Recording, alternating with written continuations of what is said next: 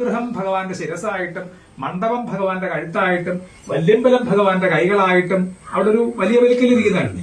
ഈ വലിയ വലിക്കൽ ഭഗവാന്റെ നാഭീസ്ഥാനമായിട്ടും അതിന്റെയും പടിഞ്ഞാട്ട് പോയാൽ ഗോപുരം ഭഗവാന്റെ കാൽപാദങ്ങളുമായിട്ടാണ് നമ്മുടെ സങ്കല്പം.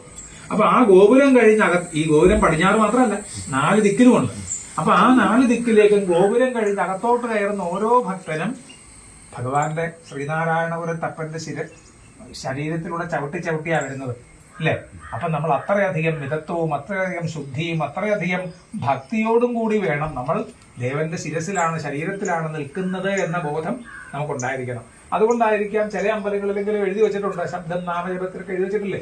അപ്പൊ നമ്മൾ ഇവിടെ നിന്ന് കഥ പറയുകയും വർത്താനം പറയുകയൊക്കെ ചെയ്യുമ്പോൾ അതൊക്കെ ദേവനെ ബാധിക്കും. എങ്ങനെ ബാധിക്കും? അതാണ് മുമ്പേ ഞാൻ പറഞ്ഞത്, ക്ഷുദ്ര അന്യമന്ത്രയജനം. ദേവൻ ഇതൊക്കെ അന്യമന്ത്രയജനമായിട്ടായിരിക്കും ഭവിക്കുന്നത്. അപ്പോ ദേവന്റെ മതിൽക്കകത്ത് കയറിയാൽ പിന്നെ വാ തുറക്കുന്നത് എന്തിനു വേണ്ടിയിട്ടായിരിക്കണം? നാമം ജപിക്കാൻ വേണ്ടിയിട്ട് മാത്രമായിരിക്കണം. ഇല്ലെങ്കിൽ എന്താ പറയാ, അകത്തേക്ക് നോക്കിയാൽ ആ കാണുന്നതിന് നമ്മൾ എന്താ പറയാ, വിഗ്രഹം എന്നല്ലേ പറയാം. എന്തുവാ വിഗ്രഹത്തിന്റെ അർത്ഥം? വിശേഷേണ ഗ്രഹിക്കേണ്ടത് എന്തോ അതാണ് വിഗ്രഹം. ആ വിഗ്രഹം നോക്കി ഞാൻ എന്തൊക്കെയോ പഠിക്കാനുണ്ടെന്ന് അർത്ഥം, അല്ലേ? അപ്പോ നമ്മൾ എന്താണോ അങ്ങോട്ട് കൊടുക്കുന്നത് അത് മാത്രമേ ഇങ്ങോട്ട് തരുള്ളൂ. അതാണ് ബിംബിക്കുന്നത് എന്തോ അതാണ് ബിംബം. എന്താണ് ബിംബിക്കുന്നത്? എന്താണ് നമ്മൾ അങ്ങോട്ട് കൊടുക്കുന്നത്, എന്താണോ അതാണ് നമ്മൾ തിരികെ കിട്ടുന്നത്.